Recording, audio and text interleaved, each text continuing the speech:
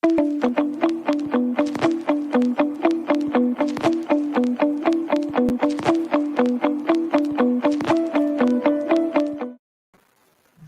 afternoon everybody. My name is Richard Moore. I'm the CEO and founder of Digital Media Edge, and I want to welcome you to episode 10 of the AskDME show. So we started these shows last February, so been running nearly a year now. We're on to episode 10.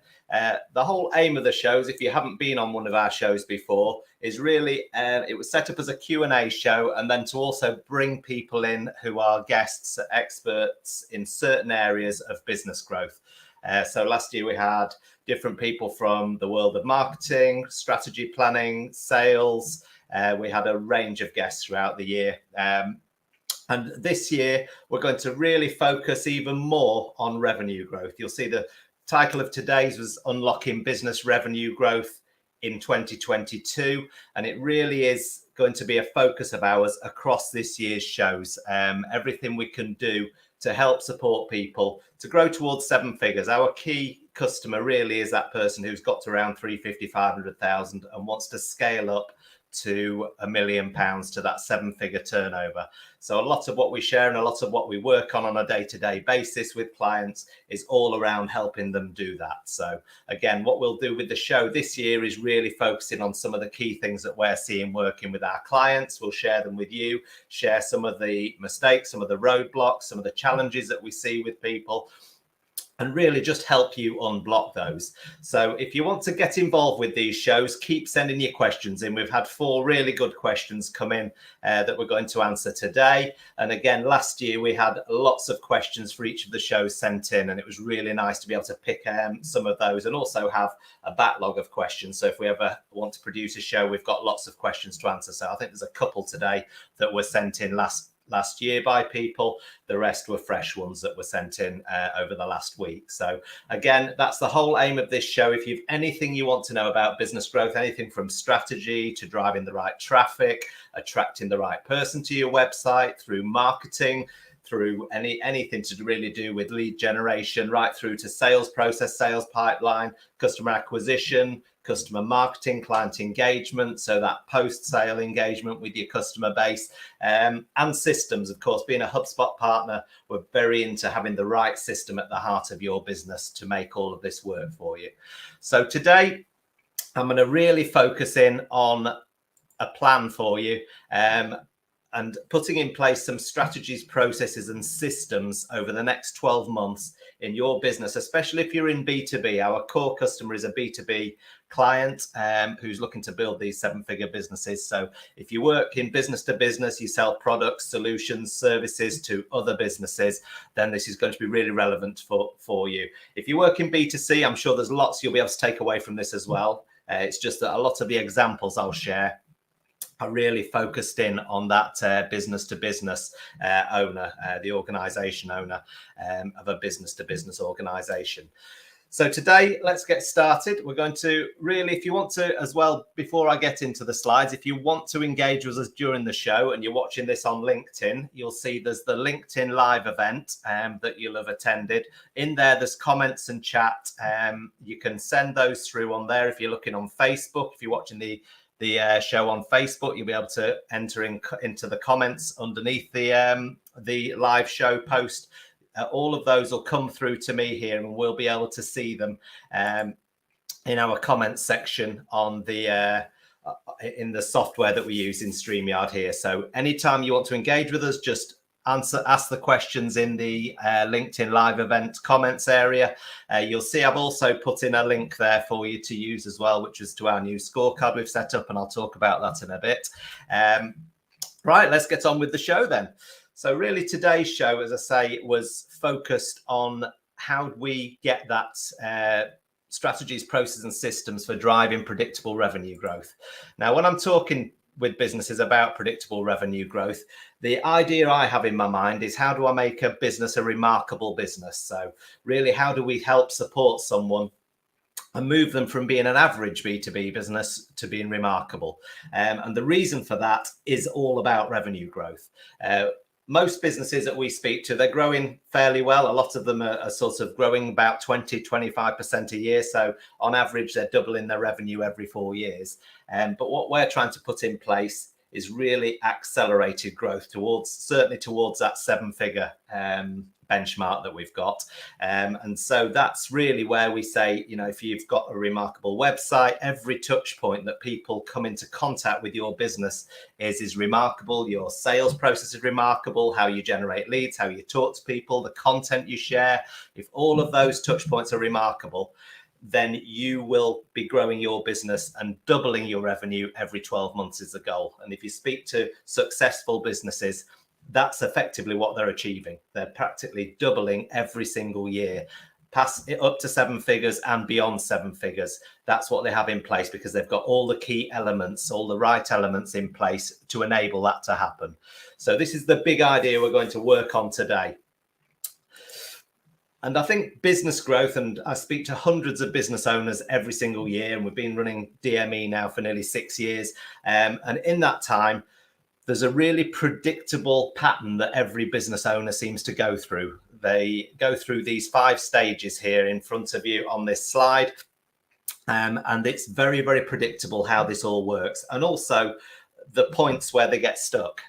So in startup time, that's when we're all set our business up. There's lots of excitement, there's lots of optimism. It's really when we're proving the concept, taking our product to market, our service to market, and getting those first few customers on. There's no real pressure in startup time. You're really trying to get through to the VAT thresholds. What I always think, that we're trying to prove concept, know that there's a real demand, there's a need for what we do, for our service, for our product, our solution.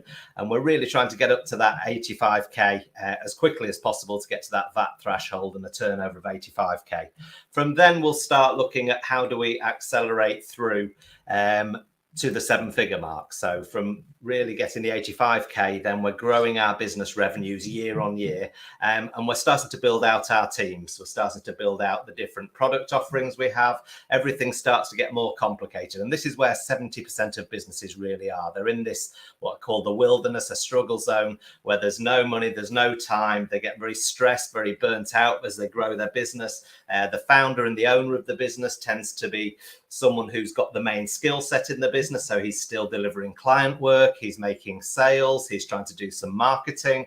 He'll probably take on a marketing person. He may even take on a salesperson, maybe a graphic designer, building the website out, writing content. All of this activity is taking up 95% of his time. So what happens is you do find that growth is very, very slow in this period. And that's why 70% of businesses tend to struggle to get out of here, because they start making mistakes, they start coming against challenges that they just can't seem to overcome. I talked about, when I was talking about this show today, I talked about the famine and feast mentality, where revenue, you've either got loads of revenue and then you're spending all your time delivering for clients because you've had lots of new contracts come in, or you've got very little revenue and you're back out on the road, you're in the sales process again on that hamster wheel of trying to generate more and more new business, as well as satisfying the business you've got, as well as looking after the customers you've got, and recruiting. You're recruiting people, you're running your business, and trying to build your team out as well. So you can see why there's so many things that you have to get right during this wilderness phase before you get to the first real fun part of business after Startup's very fun because you've no real pressure on you, and that's when you get to a lifestyle business. You've probably built getting around 500,000 to £1 million here, depending on what your business model is. I always think the 7-figure mark is where a lifestyle business starts. You've probably got a team of 10 to 12 people around you. You've got some really good, well-proven products. You're probably well respected in your market. If it's locally, you're probably well known.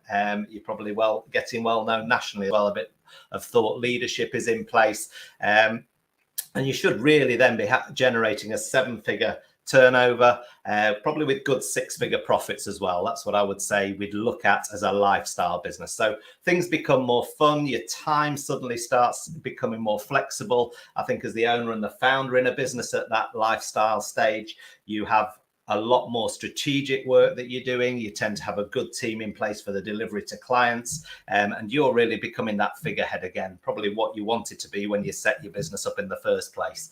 But obviously most of us are setting businesses up around skill sets we have, and that's why we keep getting pulled back to actually delivering for clients, to doing work in the business. So lifestyle's really the main aim for a lot of business owners, is to get past that 7 figures and get that 6-figure profit into the bank. So turnover is key to get there, and having processes in place that are going to increase your turnover in a predictable way are critical really to moving out of this struggle zone.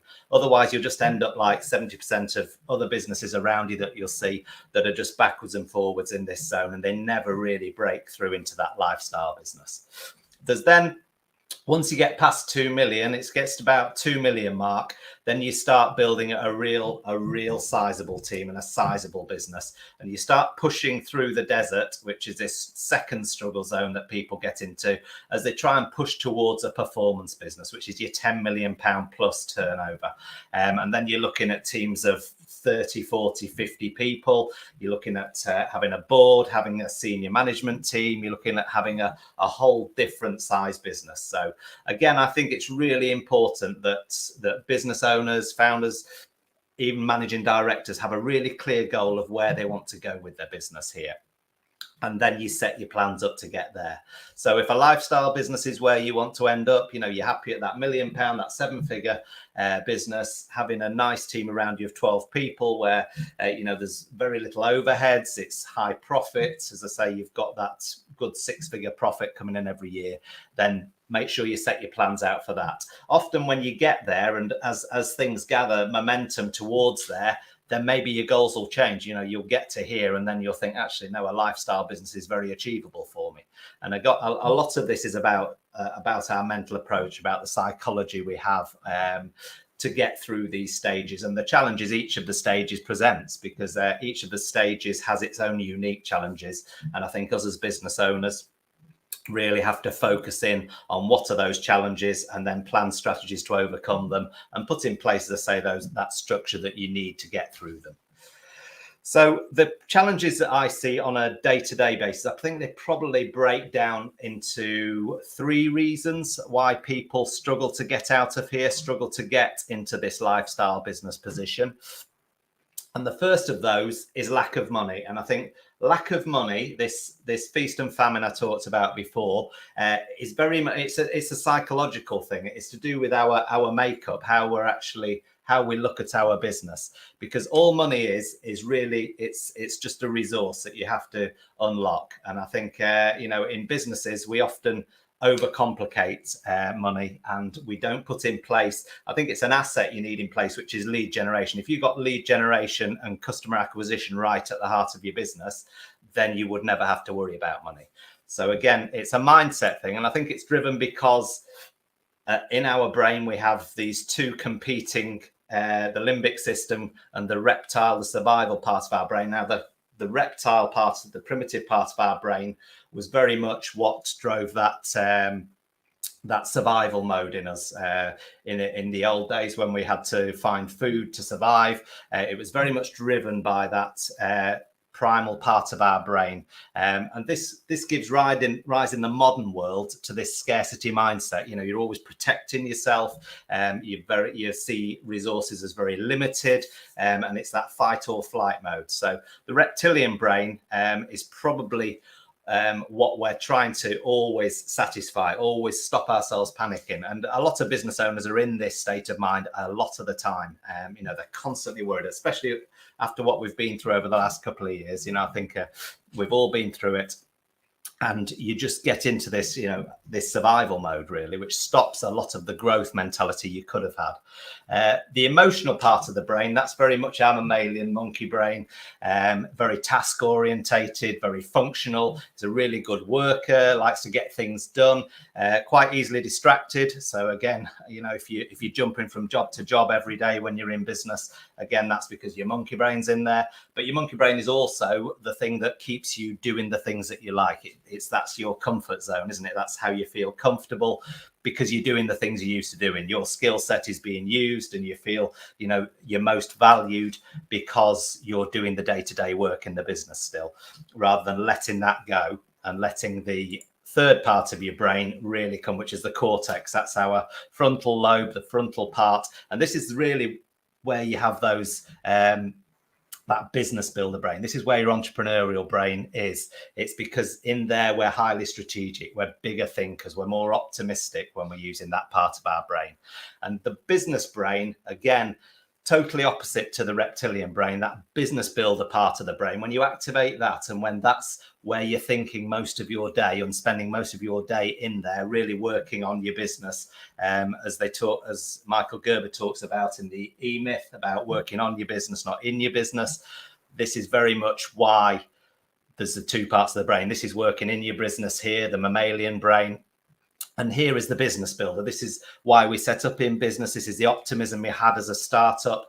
All of that passion and the energy that drives you is driven from having that business builder part of your brain firing every day, because that really sees the world in a very different way. It doesn't see it like the reptilian brain, which is everything's limited. It actually sees the world as everything's unlimited. Resources are out there. I just need to go out there and partner with people with resources. I just need to partner with the right clients. I need to position ourselves correctly in the market, and all of this is driven by that brain. So again, it shouldn't be underestimated how much of this is mental. It's not skills we learn, is this? It's very much how we limit ourselves. So again, think that through. Think of yourself. Where do you spend most of your day? Is it doing tasks and then trying to survive, or are you actually building your business? Is there a certain part of your day every single day that is working on your business to build that business, and you're activating this part of your brain? The second thing is lack of time. So lack of money is a huge thing that we talk to business owners about all the time. And lack of time, again, is mainly back to the fact that the founder is the business in most of those businesses before they get to lifestyle. There's probably the founder and one or two other people in the business, maybe 3 people in the business.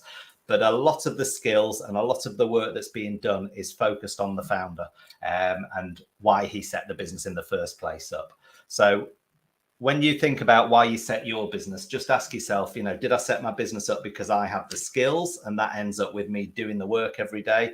Or did you set the business up because you identified a gap in the market, you identified something that could be done better, and you felt there's a better way to do this? And then again, those are the two types of businesses that tend to grow far quicker. The founder-based business, which is what the majority of self-employed people did. They were probably in a job they weren't enjoying and decided, I'm going to set this up myself. I can do this myself. And that's what they end up doing. And they grow to a certain size, as I say, that 300, 350,000. We come across many, many businesses that have done that as a founder and grown to that level. That's really where they start bumping into challenges. They start plateauing. The growth isn't quite as big as it was in the first few years of business. And it's basically because they become the roadblock. They can't deliver enough. They can't generate enough interest. They're not out there as the thought leader, bringing work into the business. They're actually stuck in the business doing the work on a day-to-day basis. So again, I always say to clients, look at what you're doing on a daily basis and what is functional work and what's vital work. And again, it goes back to that business builder versus mammalian brain. The functional work is the day-to-day work that you should really be having the rest of your team pick up off you so that you can do the vital work on the business, and the vital work will be revenue growth. You should be your own revenue operations manager, looking at every element of how you can generate revenue. Should be the vital work that you're focused on, and that should kickstart strategic work, a lot of strategy work, a lot of thinking about the elements of the business, looking at the data that's coming back to you and making decisions based on that. So we'll touch on these first 2 points quite a lot today. And then the third one is a lack of clarity. There's a real problem with having clarity. And I think clarity always, to me, as I dig down into why someone hasn't got clarity about something, it goes back to strategy again or systems. They're just not measuring the right they're measuring the right things to give them clarity on what's working. They haven't planned out a strategy, so they position themselves in the market so there's real clarity on what they stand for in the market. So they're becoming generalists is my view on that side. So there's a real lack of clarity of this is why I would use you. And then the lack of clarity in their team of what their growth goals are. And again, that's back to strategy. That is back to relaying, this is why we're doing it. This is what we're doing on a daily basis. And this is what our goals are this year. And again, that's back to strategy. So the lack of clarity that people seem to suffer from is really down to having process, having strategy, having system in place. And process is a very clear way of doing things, isn't it? That's all the process is really, is that step by step of this is how we do it here. So again, that gives real clarity as you take new team members on, as you're trying to build a high performance team. You really need to focus in on these three areas. So those are the three reasons that most people stay stuck in that 70% zone and don't get to lifestyle. And as you can tell, I've thought a lot about this over the last year or so. We've put a lot of deep thinking into this. And at the end of the show today, I'll share how we've addressed this as well and how we've helped clients address this. So stay to the end of the show and I'll share some of my thoughts on that at the end of the show as well. Right, so let's get stuck into the questions. But before we do that, how's your growth, your business revenue growth? And what we've done is we've developed a scorecard that you can take. So if you scan that QR code on the screen, or you go to bit.ly/business growth score, you'll be able to take our scorecard, and it basically measures you on 5 areas of your business to show how strongly you score in each of those 5 areas. So it'll go through strategy, so how good you are on strategy. It'll go through lead generation, traffic, how good you are at your marketing and your lead generation piece, getting leads into the business. It'll go through your sales process and engagement. Once those leads are in your CRM, how good are you at engaging with those? It'll go through customer and client relationships. So how good are you at generating reviews? How good are you at having a strong delivery for your clients, so you delight your clients? And then finally, it'll ask you questions about systems, so technology, the way you use processes, systems. And at the end of that, it'll give you a bespoke report just for you and your business on how you scored in each of the areas and recommendations on how to improve it as well. So as I say, take advantage of that. We put a lot of work into it, poured our expertise into it. It's what we've seen working as well. And it's something that I think will help every business owner. And we recommend everybody starts with this just to give themselves really to benchmark their current performance against where they want to be and also best practice in the marketplace. Okay, so take advantage of that. Right, let's get into the questions then. This is a question that was sent in last year and we never quite got round to answering it, so we thought we'd start with it this year. I'm struggling to be clear on what to focus on first to drive revenue growth. Can you help? So we talked a bit about this in my introduction just now. Clarity is a key thing, and I would say focus on your strategy and your system. If you want to get clarity within your business, having a real solid strategy that you're executing on a day-to-day basis, not tactical thinking where you're just executing a tactic that's standalone, but actually everything's connected that you're doing on a daily basis, and just really giving you that clarity on what's working and what isn't working, what needs to be improved and optimized. Again, that's all driven by systems and strategy. So your clarity you're trying to get, I talked about this earlier, is a clarity. Are you really clear in the mind of your buyers, of your prospects, of people out in the marketplace on who you can help and how you can help them? Because that's what everybody's going to judge you on. If they come to your website, or if they see a social media post, if they engage with a blog post, if they download something, is it super clear on who you can help the best and how you can help them and what results and outcomes you can get for them? And then is the clarity amongst your team on your goals for growth. And again, that alignment of everybody in the business pushing the same way and driving the same way, everybody in the business having their own goals underneath the overarching goals of the business growth, that is all driven by strategy. So if you don't have a strategy in place, if it's something you haven't given at least 2 or 3 months thought to and put in place with your team, with your senior leadership team, with your co-founders, whoever you want to sit down and talk this through with, you must get that alignment and clarity amongst your team, because that's key as you scale and grow. And also as you take new team members, as I say, if you're building this high performance team around you, you need to have be super clear about what's expected of each team member and what the overall goals of the business are. And are you on track or off track?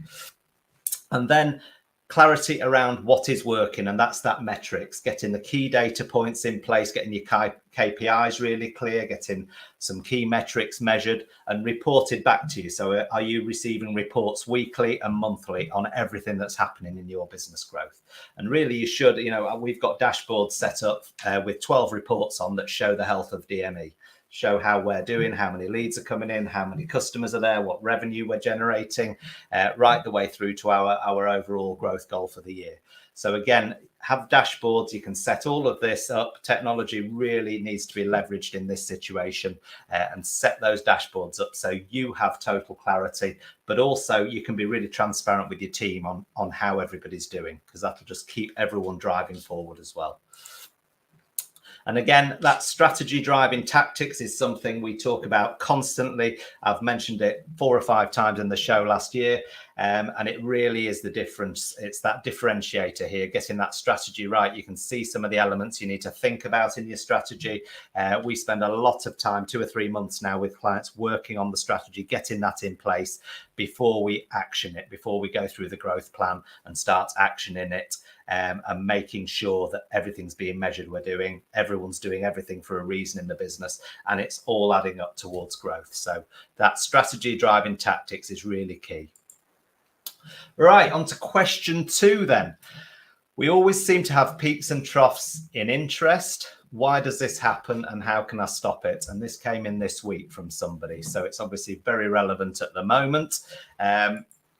And it's very much down to, at the heart of your business, and I think more important than anything else in any business, and the thing that's lacking is a conversion optimized lead machine in the heart of their business. So a machine that's basically driving traffic into the website. That traffic's being converted into leads in the CRM. Those leads are being nurtured and put through a very structured sales process.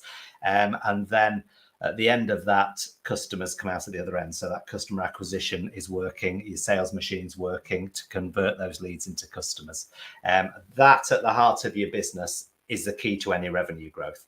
You can put all the time into everything else if you like. You can develop lots of fancy products, lots of services, lots of different things. But if you don't have that at the heart of your business and it's working consistently well, then you're going to always have peaks and troughs, because your attention will be switching from one to the other. Like I talked about earlier, it's often because in smaller businesses with 3 or 4 people in them, the founder is switching between delivering for clients 1 minute and then going back onto the sales process the next. He's then doing some marketing to generate more leads, maybe out doing some events, running workshops, and generating more and more interest. Then you convert that interest into customers, and then you pull back into your business. And that's why you get this up and down all the time through the year.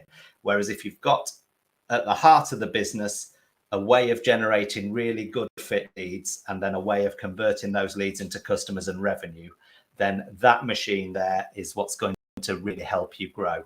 And you'll have multiple ones of these at the end of working with anyone or building your own sales processes out. You should have multiple campaigns that are running at any set time, all going through a very, very structured sales process that's going to convert for you. So that would be my answer to that question. Usually the up and down is just down to poor lead generation and inconsistent customer acquisition and sales processes. They don't really have a structured sales process. It's sort of converting at maybe 20%, maybe even less than that in a lot of cases. And that's really down to poor leads being generated, poor quality, or a lack of volume of leads at the front end, and then a poor sales process that's not being converted. So focus on that.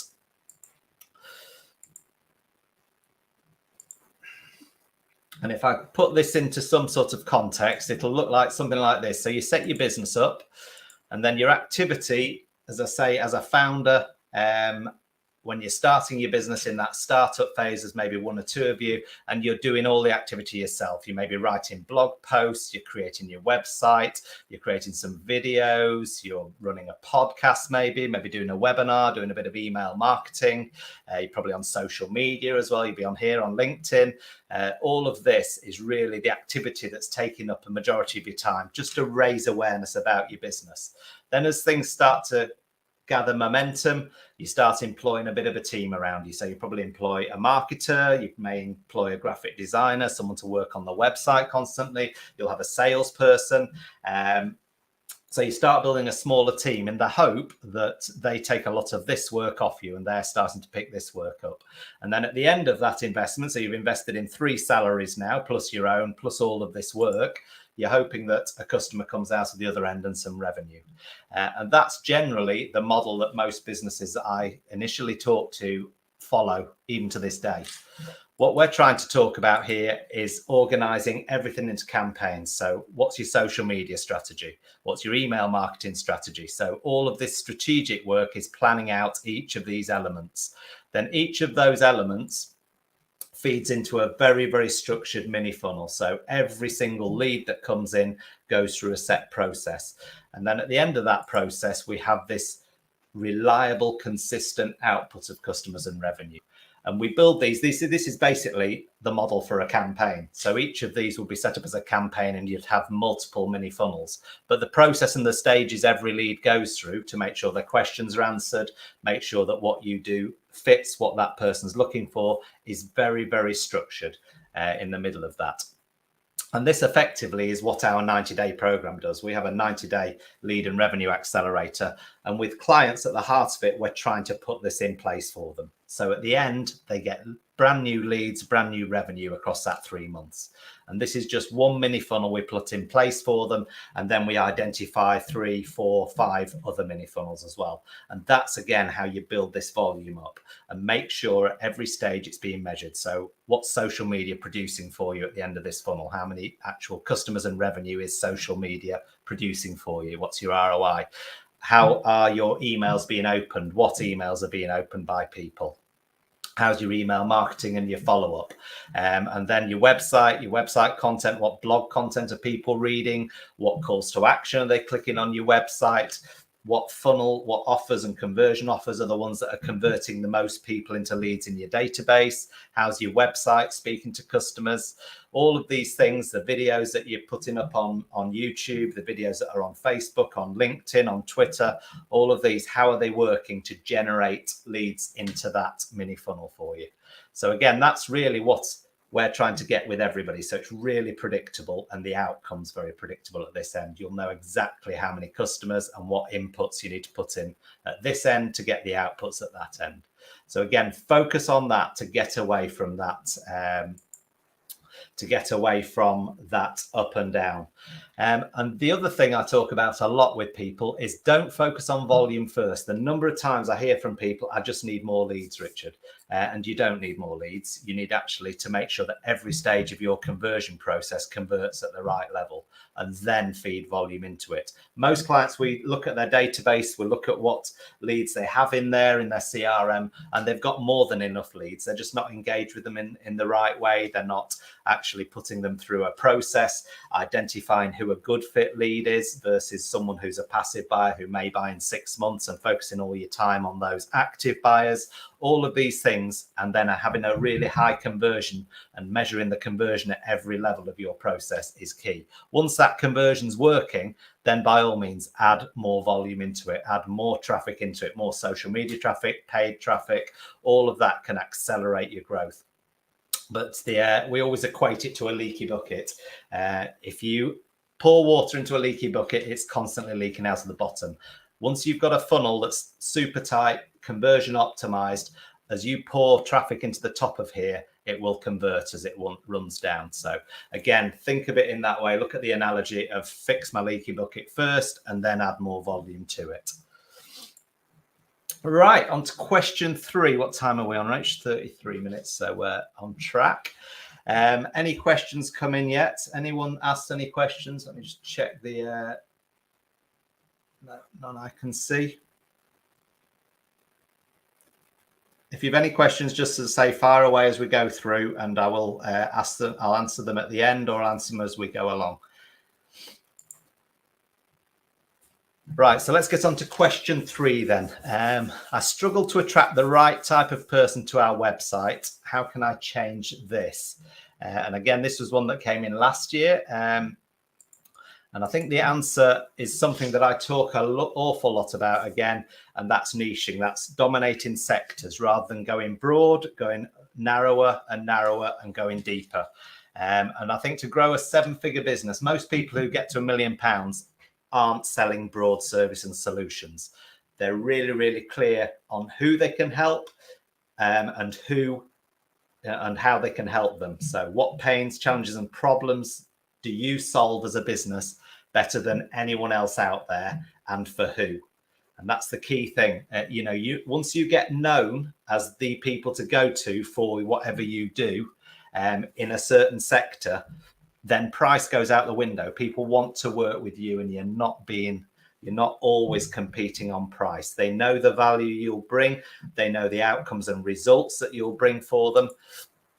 And that's why, back to buyer personas again, back to identifying what sector you do the best in, so your ideal customer profile. And we touch on this nearly every show because it is slowly getting through, but people still seem to think, oh, well, we just service everybody, Richard. Our services they suit everybody. Our products, our solutions, are broad. But I can guarantee, if I sat down with that customer, anybody who says that to me, and I go through the last 100 orders, there is always a pattern. There's always a certain sector, especially in business to business, as certain sectors that they do far better in, they're well regarded in, they've got really good reviews from, their service fits better than anything else. And so spending time identifying that sector, that vertical, that industry that you service is key. And yes, I mean, all you're doing when you're doing this first step is another campaign. So all you're doing when you're niching out is producing a campaign for that sector. But that is your key revenue growth sector. That's where you can dominate. You already have good track record in there. You'll have lots of customer testimonials. You'll have case studies in that sector. And as we're doing our research now and looking for solutions, looking for products and services online, that's what we gravitate towards. Who's the expert in that sector? Who's the best in that sector? And the best will always, I don't know if anyone's ever read Seth Godin's The Dip, but he always talks about why being the best in a certain thing is so important. And it's because you get 10 times more opportunities than anybody else, even the second place person. Same on Google search. All of these things have the same model. So being well known in one sector is the way to get to 7 figures, in my opinion. Dominating that, going from locally really good in that industry. So in Lincolnshire, because we're based in Lincolnshire now, in Lincolnshire starting off, then spreading out to Nottinghamshire, Leicestershire, South Yorkshire, and then going national with it. The more your reputation precedes you, the more business will come in naturally. And as I say, the beauty of this, of understanding who that person is and them knowing that you can deliver the result for them in that sector is just means your price nearly goes out of the window.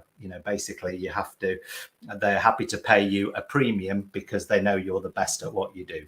So put work into your buyer personas. I say it all the time, but really think through who they are,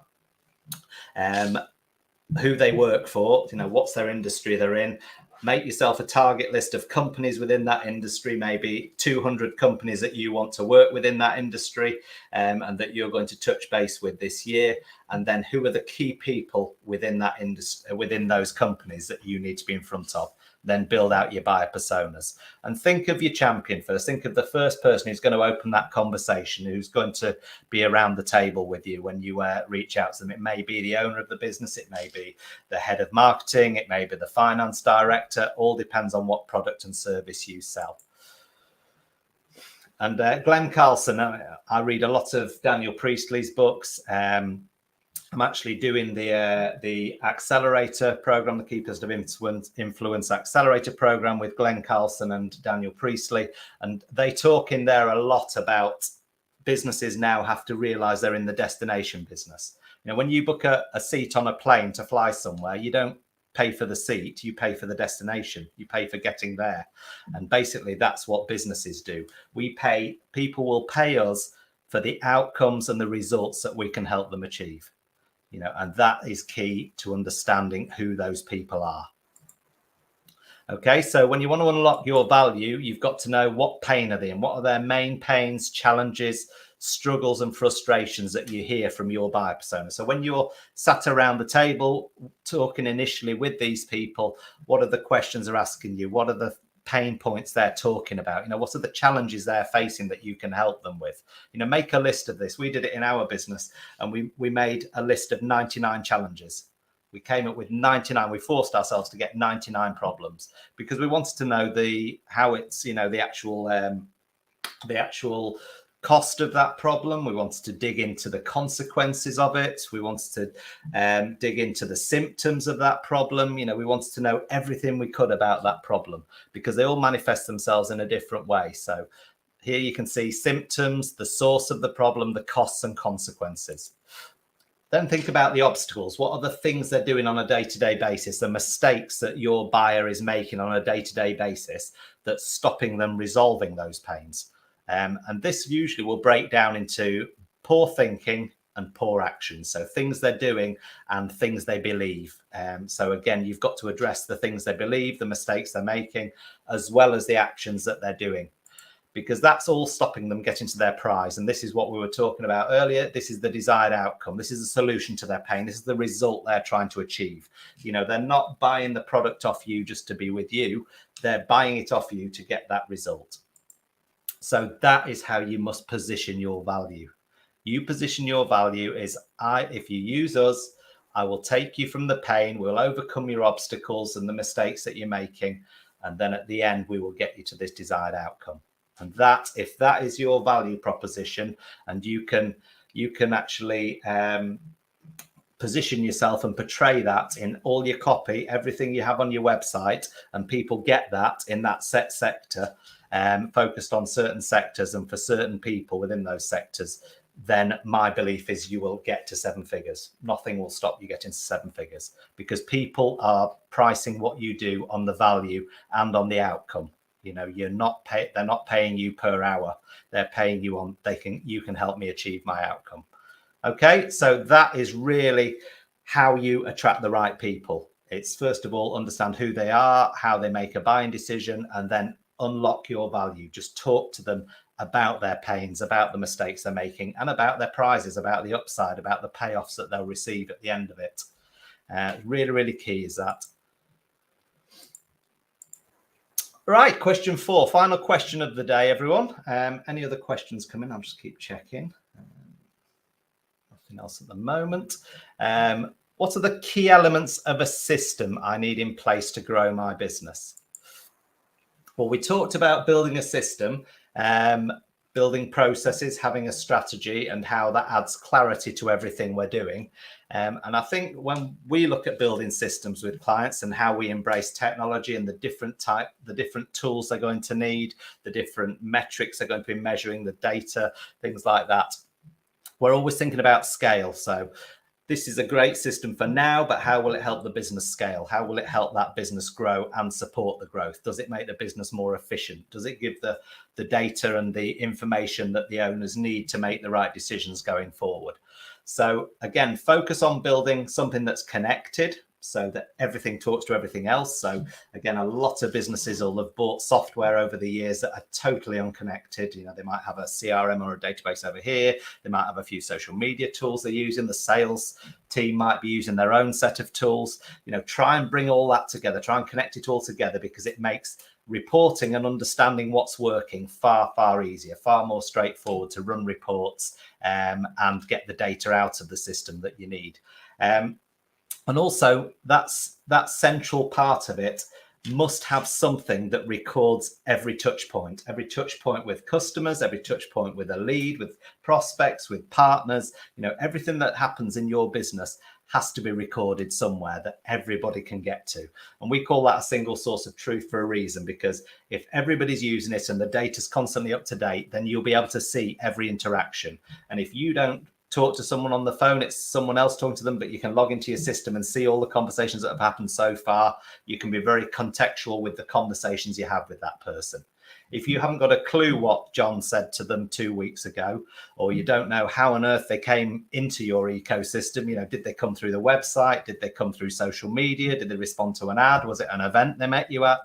Then you've no clue of how to make that a personal relationship with them, and that personalizing it and knowing how to talk to people because you've got the information on what's important to them. These are the pains they're going through. This is what we've talked about so far. These are the next steps. All of that should be in one place. And then get the metrics that are going to be able to measure what's working. That is so key, because until you systemize something, you can't optimize it because you don't know what's working and what isn't. And again, that comes back to opinion. You end up talking to people who say, oh, that didn't work for us. Well, I'll say, just show me the data then. Why didn't it work? What element wasn't working? And again, that's what you've got to be able to do is in your own businesses, say, these are the things that are really working and we need to absolutely hammer onto those, get down on those, and just make sure we focus on making those work more and more, invest our money here because we know it works. And these are the things that aren't working, so we can stop doing those for now. And these are the ones that if we put a bit more effort in, we can optimize and make them work, and we can just keep improving and growing the business in that way. And that's, again, what I talked about at the start about being remarkable, having that data to really help you be remarkable. So the 4 elements we would look for is that single source of truth, a CRM that records all those touch points, the ability to measure everything that's happening across the business. So can we put in place data and metrics for everything, right from website stats of people coming into the website, right through to ROI on our marketing efforts? So every source of lead that you have, which one is the most profitable for you? Where should be investing your money there? Closed loop reporting, so end-to-end reporting. So everything that's happened right from first touch point all the way through to them being a customer and rebuying off you, and how your existing customers, your lifetime value, your cost of customer acquisition, all of these are key bits of data that can help you decide what to invest into marketing. How much do I need to spend to generate a new customer? How many times do they buy off us now, and can we improve that? So all of that closed loop reporting is really key. And as I talked about earlier, having dashboards and easy ways of seeing that data practically live as it happens is really key in the modern world to running a business that's growing. And then having connected tools to leverage. So that suite of tools that will allow you to build your business in a very structured way. I'll just quickly go through those. So this is HubSpot, so obviously being a partner, this is the CRM we use. There's many different alternatives out there, but we love it because it is so simple to use. Everyone can use it. Every client we onboard onto it. By the end of the onboarding sessions we have with them, everyone in their business is using it. So everything's going centrally. All the information about every contact, where they came from, what lists they belong to, what website pages they're viewing, all of that is in there. What did they download? What PDFs are they opening regularly? So it really is that single source of truth. Ease of use for the entire business. You can see here, this is just an animated GIF just running through. You can see how your contacts are stored, your CRM, you've got your marketing tools, you've got sales tools in here, service tools and support for existing customers, automation tools. Your website can be run through this as well, so you can add blog posts in here. So every activity within your business is within one platform, and it's easy to use. That's the beauty of it. It gives all the key tools that each of your teams need are all in one place.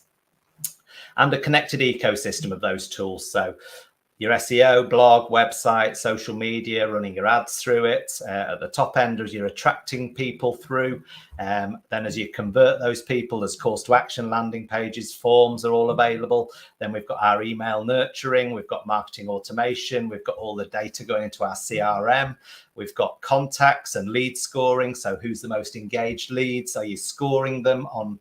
And is the sales team then speaking to them regularly, the most engaged leads, because those are the warmest leads and likely to convert the quickest.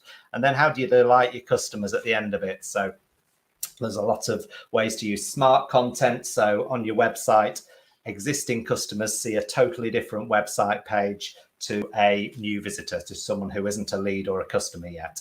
So you can have specific smart content just for customers set up, making it very personal to them. Same in emails. Emails, you can have different calls to action appearing, different things appearing, and have dynamic emails in templates. And then reporting and analytics. So all of these being connected just makes your life far easier as you grow in your revenue.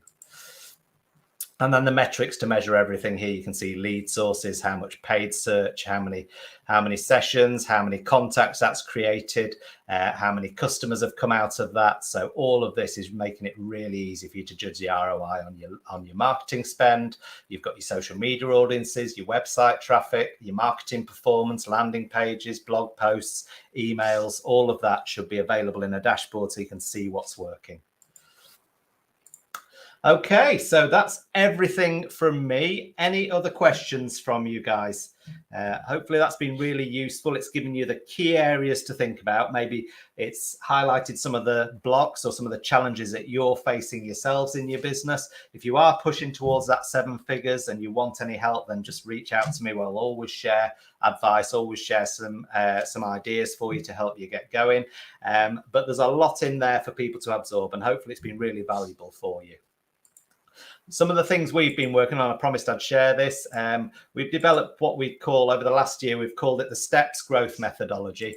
And effectively, it's how to address a lot of these things for our clients. So what we've seen working over the past 6 years, we've put into best practice, and we've developed it into an approach that we use with every client. So on our 90-day lead and revenue accelerator, we're putting in place this piece of the puzzle here. We're probably putting in a system, a little bit of strategy work, but it'll be mainly focused on getting that high converting conversion mini funnel in place with an offer at the top of it, and then driving some traffic into it. So that's what we'll do, really, because we want that proof of concept that this works, that it'll generate new leads and new revenue for people. And then after that, we really focus in on each of the key elements. So we'll spend a quarter on, probably 3 months on planning out a proper strategy with a client.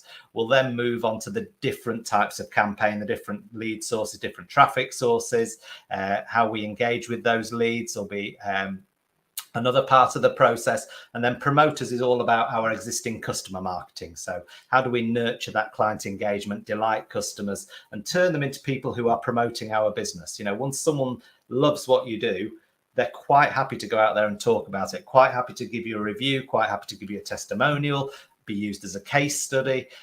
All of this is also feeding into them buying more off you, so using you for more and more services. So again, once you get strategy, traffic, engagement, and promoters working all around a system, and right throughout the whole process, we're building these systems out, just making sure the right system is in place to make this work for people. So that's really our methodology. And we found it just the principles and processes we have in this methodology help people get to 7 figures. There's no doubt about it. We've worked with clients that have gone to 7 figures and beyond. One client who went to 28 million and exited for that. Another that exited for 8 million that we worked with. You know, these are things that we know work, and especially in business to business organizations. So if you're an owner and want to build 7 figures, we know the steps growth methodology will systematically help you get there. Okay, so what was your score? Come on, tell me what your score was. Send me an email with your scores in.